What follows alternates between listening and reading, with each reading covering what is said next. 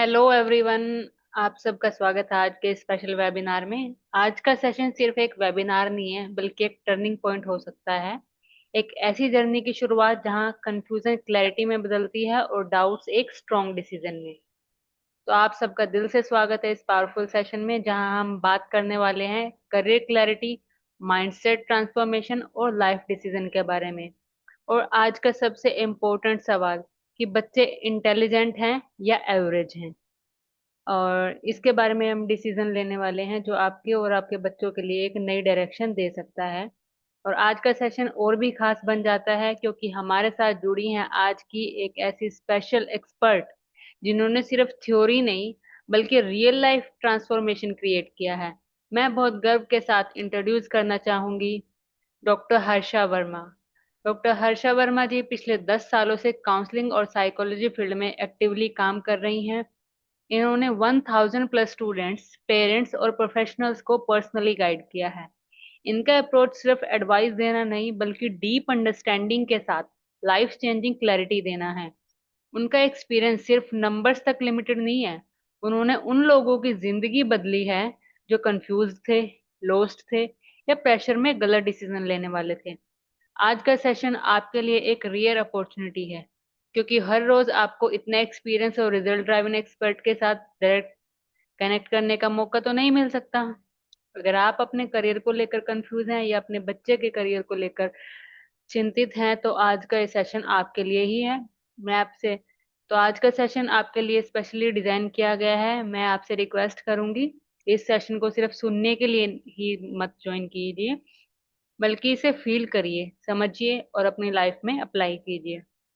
So without any further delay, let's welcome the expert जिनकी guidance ने हजारों लोगों को डायरेक्शन दी है, doctor Harsha Verma ji. Ma'am, stage is all yours now. Thank you ma'am. नमस्ते एवरीवन।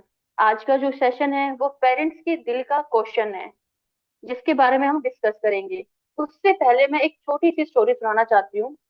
हमारे पास एक 11th क्लास की एक मदर आई जिनका बच्चा 11th क्लास में पढ़ता था। वो बहुत टेंशन में थी। उनको समझ नहीं आ रहा था कि उनका बच्चा क्या करेगा, कि मेरा बच्चा इंटेलिजेंट है या एवरेज है। उसके अंदर क्रिएटिविटी तो बहुत है बट मार्क्स नहीं लेके आता। वो पढ़ता तो अच्छा है बट नंबर नहीं आते। ऐसे ऐसे उनके मन में बहुत क्वेश्चन थे और वो इस चीज को लेकर बहुत कंफ्यूज भी थी और टेंशन में भी थी।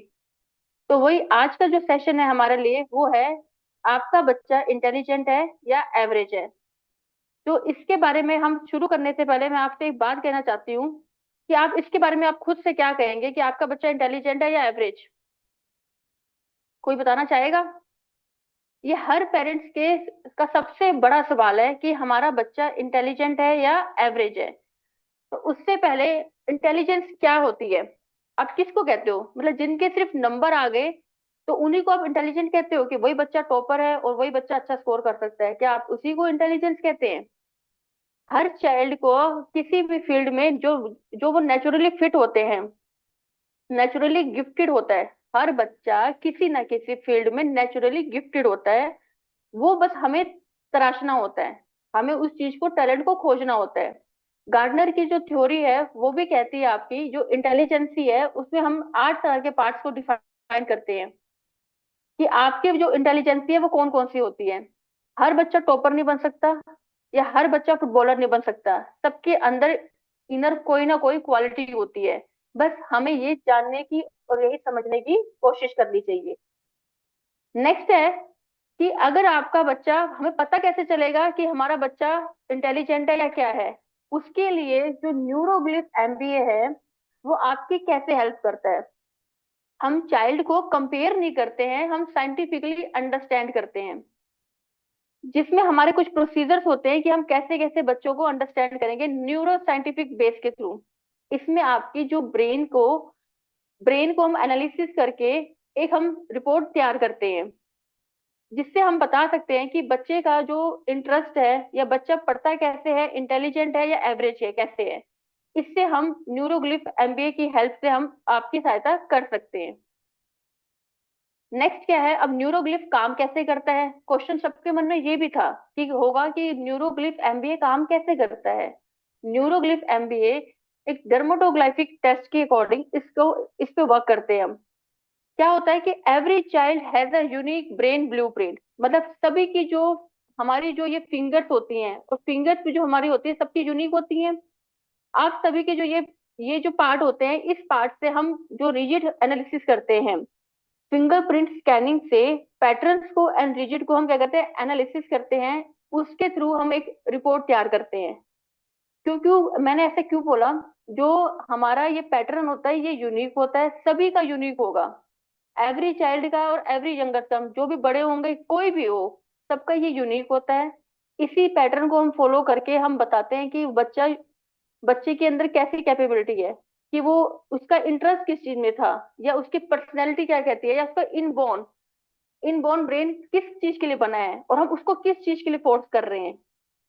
हम ये तो समझते नहीं है, हम बस बच्चों को ये कहते हैं कि बेटा तू ये कर ले। आपने कभी बच्चे से पूछा कि जो उसकी कैपेबिलिटी है वो किस चीज के लिए बनी है, उसकी पर्सनैलिटी किस चीज के लिए है, उसकी मल्टीपल इंटेलिजेंसी क्या कहती है? हमें इस चीज के ऊपर फोकस करना होता है। नेक्स्ट क्या होता है, आपका जो चाइल्ड है ना वो वीक नहीं है, बस वो मिसअंडरस्टूड हो सकता है।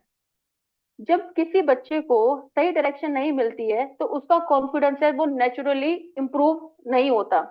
जब उसको सही से गाइडेंस मिलेगी तो उसका इम्प्रूवमेंट इजिली अच्छे से हो सकता है। जैसे हमारे पास एक केस आया, उस केस में हमने क्या देखा कि जो बच्चे का इंटरेस्ट है वो म्यूजिक में ज्यादा अच्छे से है, वो म्यूजिक में बहुत अच्छे से परफॉर्म कर सकता है। बट जो उसके पेरेंट्स है वो किस चीज के लिए फोर्स कर रहे हैं कि आपको इंजीनियरिंग करनी है, आपको ये काम करना है। बट नहीं, जब उन्होंने डर्मेटोग्राफिक टेस्ट कराया या जब उन्होंने न्यूरोग्रिफ एमबीए में आए और अपनी उन्होंने करियर करवाया, काउंसलिंग करवाई, तो उससे क्या पता चला कि बच्चे के अंदर जो इनबोर्न कैपेबिलिटी क्या थी, वो म्यूजिक की थी। वो म्यूजिक कंपोज भी कर सकता था और म्यूजिक बोल भी गा भी सकता है। तो ये सारी चीजें हमें समझनी होगी। हर बच्चे के अंदर कोई ना कोई क्वालिटी इनबिल्ट है।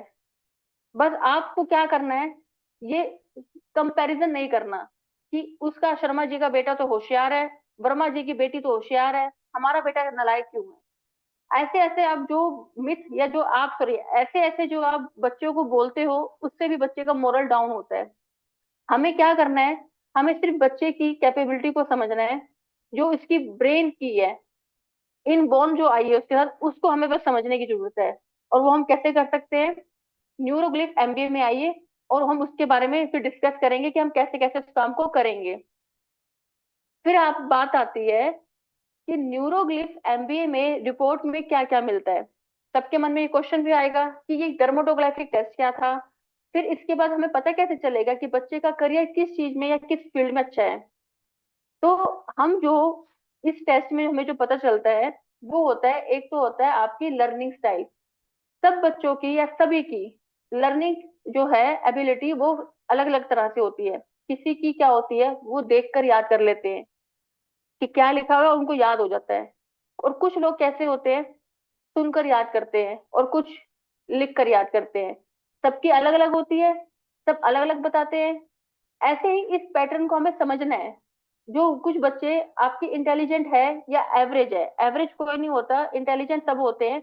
बस हमें पता होना चाहिए कि वो किस तरीके से सीखना चाहता है, हम उसको किस तरीके से समझाना चाहते हैं। आपको बस ये देखना है ताकि उसके लिए वो पढ़ाई भी आसान हो जाए और उसके लिए इफेक्टिव बन जाए।